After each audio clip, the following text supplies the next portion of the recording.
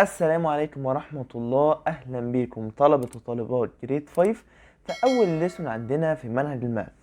أول ليسون عندنا بقى يا شباب بيتكلم عن الديسيمال تو ذا thousandth بليس.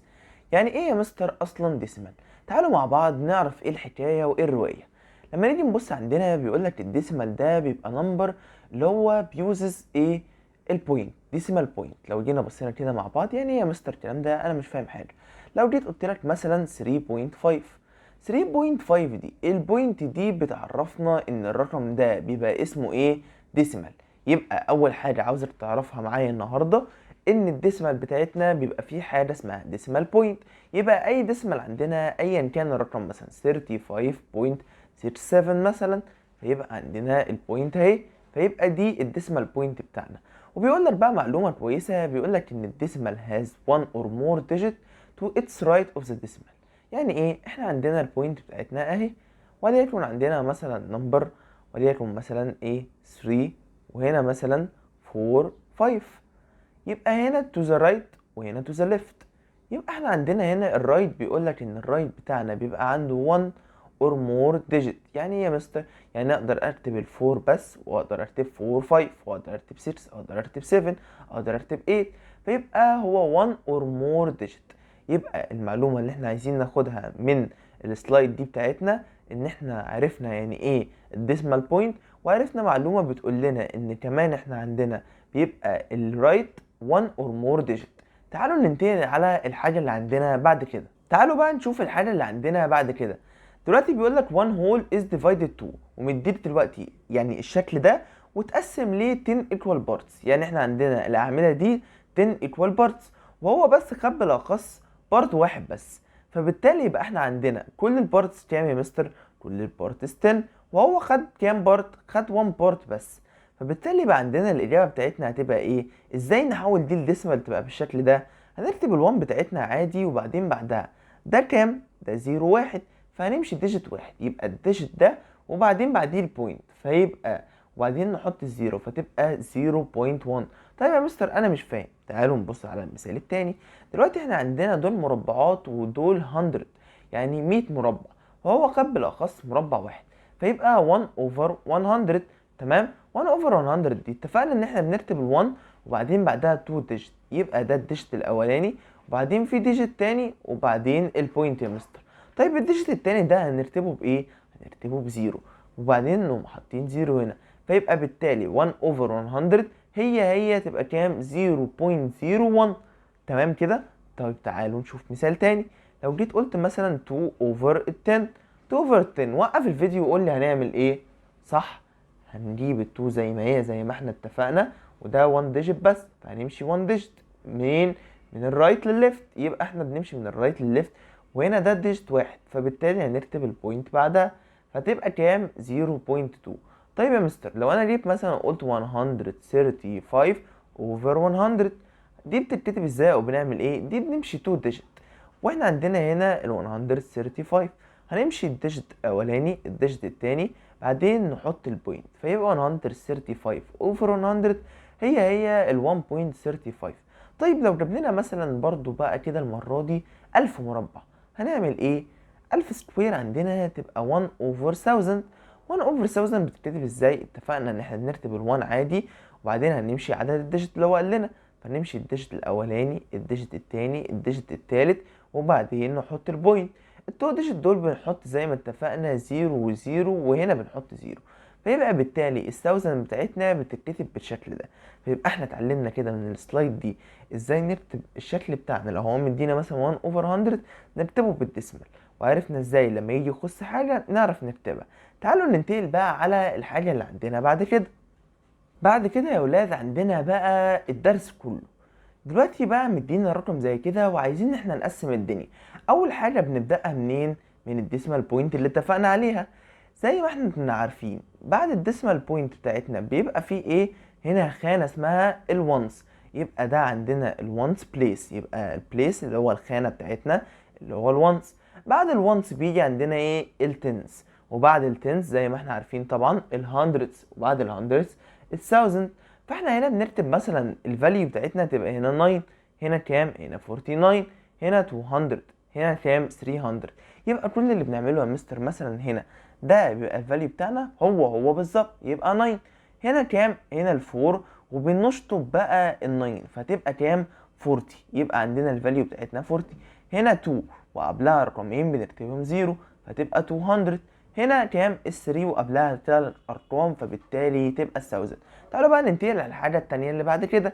هنا بقى لو مشينا بقى تو ذا رايت، تو ذا رايت عندنا بنبص هنلاقي اول رقم ده بنسميه ايه؟ التنسس. الرقم ده بتاعنا بيبقى اللي هو مين؟ الفايف، بس ده اللي هو بيبقى 0.5. تمام. بعدين لما نيجي نبص هنا ال7، ال7 دي في البليس اللي هو ايه؟ الهندردز، يبقى عندنا 0.07. تمام. والفاليو بتاعتنا بتبقى كام؟ 0.07. طيب يا مستر نبص عندنا هنا على ال8 دي بعد كام؟ بعد 2 ديجيت، فنكتب 0.008. فيبقى دي في خانة ايه يا ولاد؟ الثاوزندز. يبقى احنا عرفنا امتى يبقى في فرق كبير جدا ما بين التنس اللي اخرها اس عادي والتنسز اللي اخرها تي اتش اس. تمام يا ولاد. فاحنا عندنا بقى 3 طرق ان احنا نقدر نكتب رقم زي ده. اول حاجة عندنا مين؟ الستاندرد فورم. الستاندرد فورم دي خلي بالكوا يا ولاد هنا دي مش نقطة، دي كوما. يبقى ليه عملنا كوما؟ دي الكوما اللي بتفرق لنا بين الثاوزندز وهكذا. فبالتالي الرقم ده يبقى 3249 and ايه بقى يا ولاد؟ هنيجي ننطقها 578,000. بالراحة كده يا مستر انا مش فاهم حاجة. اول حاجة بس انا عايزك تفهم معايا مين الشكل بتاع الستاندرد ده. لما نيجي نبص بقى على الوورد فورم نكتب 3249 and دي اللي هي مين؟ اللي هي البوينت بتاعتنا and 578. بنسكت؟ لا، بنبص نشوف اخر حاجة عندنا اللي هي ال8 دي. ال8 دي تعتبر في البليس بتاعت مين؟ تعالوا نبص فوق. والله يا مستر اهي ال8 بتاعتنا في البليس بتاعت ال1000. فبالتالي هنا نقوم قايلين thousands. طيب انا لو عايز اكتبها على شكل حاجة اسمها يونت فورم. اليونت فورم دي يا ولاد هي بالظبط الوورد فورم، بس بنكتب ال3 على هيئة ال3، ال2 هيئة ال2، ال4 زي ما هي، وبعدين ال9، وبعدين هنا ايه؟ يبقى بننطقها ازاي؟ 3200 4 tenses 9 ones 5 tenses 7 hundreds 1000. بنكتب مين؟ البليس بتاع كل حاجة. فيبقى 70 hundreds دي thousands دي tenses زي ما احنا اتفقنا. ال9 ده في الونس، وزي ما احنا عارفين ان ال4 دي في التنسز. يبقى كده يا اولاد من السلايد دي احنا فهمنا عندنا امتى نقول دي ستاندرد فورم نقدر نعملها ازاي، دي وورد فورم ونقدر نعملها ازاي، ودي يونت فورم ونقدر نعملها ازاي. تعالوا ننتقل بقى على اللي عندنا بعد كده. طيب يا ولاد تعالوا نبص بقى على الاكزامبل اللي عندنا ده. دلوقتي عندنا خانات كده ومش فاهمين منها حاجه. الخانه اللي بلون البينك دي بنقول عليها تنسز، فيبقى هنا 1 هنا 2 هنا 3 هنا 4. يبقى عندنا 4 تنسز. كام 100؟ بنعد المربعات. ادي 1 ادي 2 ادي 3 ادي 4 5 6 7. يبقى احنا عندنا 4 تنسز 700 وكام 1000؟ بنعد المربعات اللي جوه دي نلاقيهم 1 2 3 4 5 6. فبالتالي يبقى عندنا 476 بتتكتب بالشكل ده، ودول كلهم كام مربع؟ دول 1000. فبالتالي بنكتب 476 over 1000. اتفقنا يا اولاد احنا ازاي بنكتب ده على شكل مين؟ على شكل ديسيمال مستر. بنكتب عندنا الرقم بتاعنا عادي ونعد الديجيت. دول 3 يبقى نعد 3 ديجيت، ادي 1 ادي 2 ادي 3، وهنحط البوينت عندنا وبعدين الزيرو. فتبقى عندنا الإجابة بتاعتنا كام؟ 0 بوينت. لما نيجي ننطق بقى بالشكل زي ما احنا اتفقنا اللي هو الوورد فورم على طول 476. هنا دي في خانة مين؟ الثاوزندز. فبالتالي 476 thousands. تعالوا نبص هنا بقى، هنا جايب لك الهندردز بس. فبالتالي 1 2 3 4 5 6 7 8 يبقى 800. ولو عدينا مربعات دي هنلاقيهم 7. فيبقى عندنا 87 اوفر نفس ال 1000. اتفقنا ان احنا هنمشي كام؟ 3 ديجيت، يبقى 1 2 تمام، وبعدين ال 3 فاضي فنحط 0. فيبقى الاجابه بتاعتنا 0.087.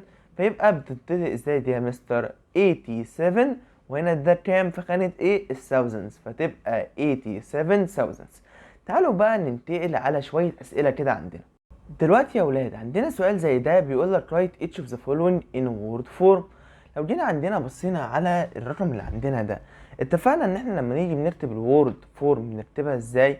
ادي ايه عندنا، بنقوم قايلين ده الرقم ده بنقراه عادي 305، فيبقى نقوم كاتبين 300 مع بعض كده معايا نكتب كلنا 305. بعدين قلنا ان احنا بنكتب عندنا الديسمال بتاعتنا ازاي، باند صح، يبقى 305 and ده كام 138، فيبقى 183. يبقى معلش احنا كنا بنقول ان ده 183، فيبقى 180 كام 3. هل انا لو كتبت كده يا مستر خلاص هاخد الفول مارك؟ لا طبعا، احنا نسينا نقول ان ال3 دي في اني بليس، دي عندنا في الثاوزند، فهنقوم كاتبين كده 183، بعدين نقوم قايلين thousands. تعالوا نشوف كده مع بعض thousands بالشكل ده، يبقى كده تاخد الفول مارك. تعالوا بقى نشوف بي عندنا بتقول لنا ايه. بي 84، فسهله دي يا مستر كلنا بنعرف نكتبها. نقوم كاتبين ايه يا ولاد، نقوم كاتبين ال 84، وطبعا عندنا مين البوينت، فبنكتبها and، فيبقى 84 and ده كام عندنا 5 صح، نقوم كاتبين 5. هل نكتب 5 ونسكت كده؟ لا، دي في البليس ايه في الثاوزندز، فبالتالي تبقى 5 thousands بالشكل اللي عندنا ده. يبقى احنا كده فهمنا نكتب الوورد بروبلم او الوورد فورم ازاي. تعالوا نخش على سؤال تاني. اخر سؤال بقى معانا النهارده بيقولك ان نمبر، ومديك نمبر بالشكل ده، عاوز يعرف الفاليو بتاعت ايه، عاوز يعرف الفاليو بتاعت السيرس دي. يعني السيرس دي لو عايزين نكتبها على هيئه الزيروز والشكل اللي احنا كنا خدناه، بنكتبها ازاي؟ دي 6000 صح، فنقوم كاتبين السيرس، وبنقولنا ان احنا بنشطب الارقام دي ونخليها زيروز، فيبقى 000، فيبقى رقم ايه عندنا، الاجابه بتاعتنا هتبقى 6000. تعالوا نشوف هو عايز الفاليو بتاع رقم 2. 2 دي قبلها كام ديجيت؟ 2 ديجيت، فنقوم كاتبين 0.002. ليه بقى قلنا كده؟ عشان هو عاوز الفاليو. طيب سي بيقول لك هو عاوز الديجيت 4 ده بيريبريزنت ايه، يعني هو بعد البوينت. اتفقنا ان احنا بعد البوينت بيبقى عندنا حاجه اسمها ايه، الونس يا مستر، فبالتالي دي كده عندنا تبقى once. طيب تعالوا نشوف بقى اخر حاجه معانا وهي دي.